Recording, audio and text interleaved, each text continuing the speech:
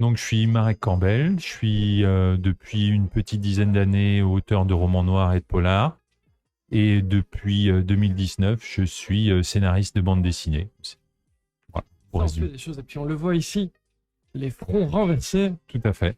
Est-ce qu'on va pitcher un petit peu ça se pitch aussi, une bande dessinée? Bien Oui, hein. sûr. Bah, c'est plus amusant aussi. De quoi est-ce que ça parle pour les personnes qui ne savent pas du tout, qui nous écoutent? On va leur donner envie, D'accord. au-delà des... On va essayer.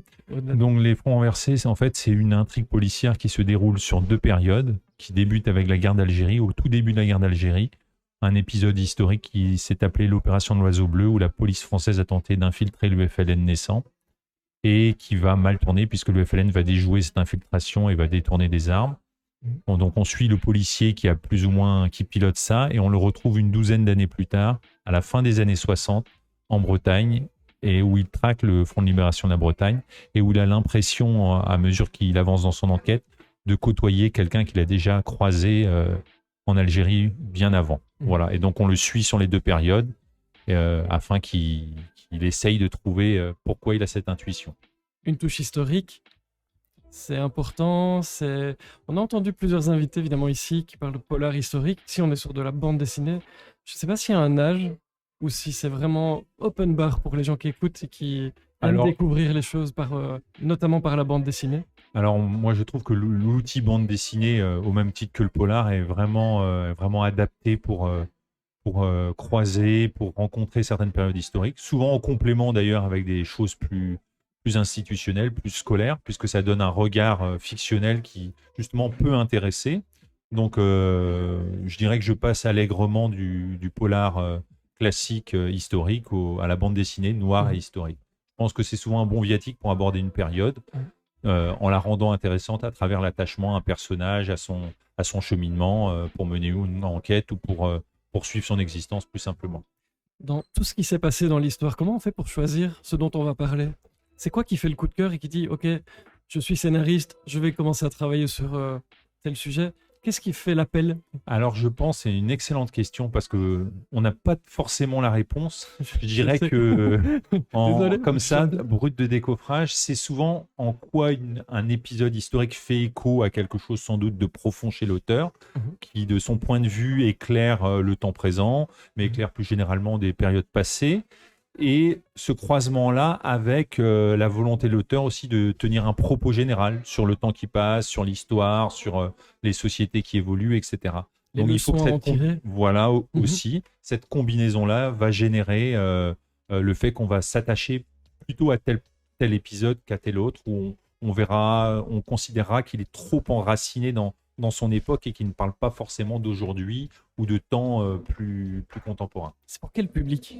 Alors c'est on va dire, à partir du lycée, où des élèves, dès lors qu'ils étudient, on va dire, la période contemporaine, on va dire le XXe siècle, peuvent tout à fait se confronter avec. Il n'y a pas d'interdit. Il y a les recettes d'un polar que j'ai essayé avec le dessinateur Cyril Launay de grand talent d'appliquer à cette bande dessinée.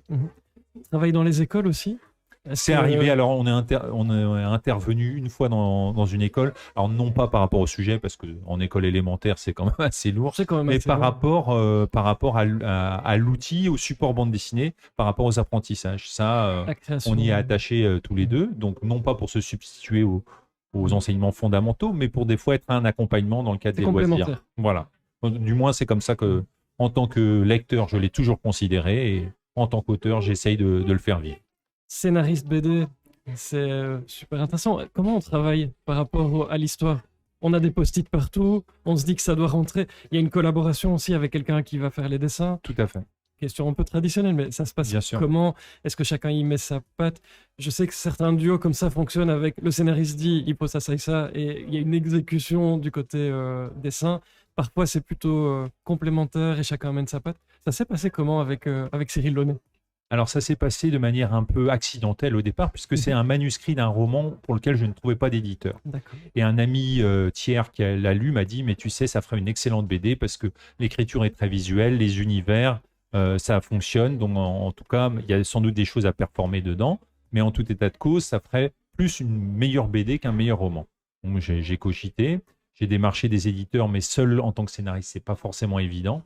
Donc, ce même ami m'a dit, mais tu devrais d'abord chercher un dessinateur. Et en fait, je venais de lire une bande dessinée qu'avait scénarisé et dessiné Cyril Launay, Les voleurs de cerveau, qui est un polar des années 50 sur la ville de Nantes. Et j'avais adoré le dessin. Et donc, je me suis dit, je vais le contacter. Et donc, on est parti du manuscrit que j'ai dû complètement réécrire pour qu'il se prête à un cadre de BD. Il a fait, bien entendu, des propositions d'aménagement pour que visuellement, il y ait des choses qui ressortent davantage que par rapport à un roman classique. Et de ce fait-là, eh bien, on a abouti à cet album. Donc, vraiment, il y a eu une collaboration, comme Cyril le dit lui-même souvent, 4 mains et 2 cerveaux, sans qu'on sache trop qui a fait quoi. Bon, même si je dessine très mal. Voilà. Bonhomme bâton. Moi, j'en suis à ce stade-là. Je fais des bonhommes bâtons. Plusieurs tomes. Alors là, le deuxième tome, à la demande de l'éditeur, devrait sortir entre les vacances d'automne et la Noël, puisque c'est une période en général faste à l'approche des fêtes pour les BD. Et puis, on a un autre projet de BD, alors qui sera historique, mais où on s'éloignera quelque peu du polar et qui traitera de l'été 1968, vu du point de vue d'Elvis Presley, qui va croiser un militant de l'IRA lors du tournage d'un de ses films, et non, en l'occurrence un western en Arizona. Voilà. Tout un programme. Exactement. Aussi, c'est facile de passer du roman, puisque on disait que c'était un roman prévu qui devient une BD. C'est facile, on y prend goût quand on commence à faire de la bande dessinée. C'est tout à fait ça, on y prend goût. Parce que déjà, comme je ne suis pas ni illustrateur ni coloriste, c'est un projet qu'on porte à deux. C'est-à-dire que vraiment, il y a un besoin de matcher. Donc, il y a moins le côté esselé de l'auteur qui va démarcher les éditeurs, qui va demander l'avis à Pierre-Paul Jacques. Il y a vraiment le fait que le duo, il est soudé autour du projet, autour de ce à quoi il a abouti. Et donc ça, c'est quand même plutôt très plaisant. Et puis, on est moins confronté aux doutes, puisqu'on a quand même un alter ego qui va soit lever les doutes, soit appuyer là où ça fait mal. Et il y a une espèce de match de tennis où on se renvoie la balle pour savoir là où on en est. Voilà. Et puis, ça permet aussi de faire travailler l'imaginaire. Hein. Le projet à venir sur Elvis, c'est une idée de l'illustrateur au départ, et non pas du scénariste. Comme quoi, la complémentarité, c'est la vie. C'est lourd parfois d'être seul. Parce que à la base, c'est polar roman. Ouais. Et là, un peu seul, c'est lourd. Parce que les gens qui nous écoutent ne savent pas forcément. Hein. Oui, parce que c'est souvent du doute. Faut éprouver ce doute en laissant dormir un petit peu son manuscrit, en le reprenant, en voyant ce qui peut être gardé, ce qui nécessite pour la qualité de l'intrigue, pour que le lecteur ait vraiment un intérêt à suivre le roman, ce qui mérite d'être enlevé ou modifié. Donc il y a un effort solitaire qui demande quand même un sacré courage, je trouve, pour tous les auteurs, hein. En tout cas cérébral et intellectuel, c'est-à-dire à la fois perpétuer le doute et en même temps être sûr de ce qu'on a retiré de bien de son manuscrit.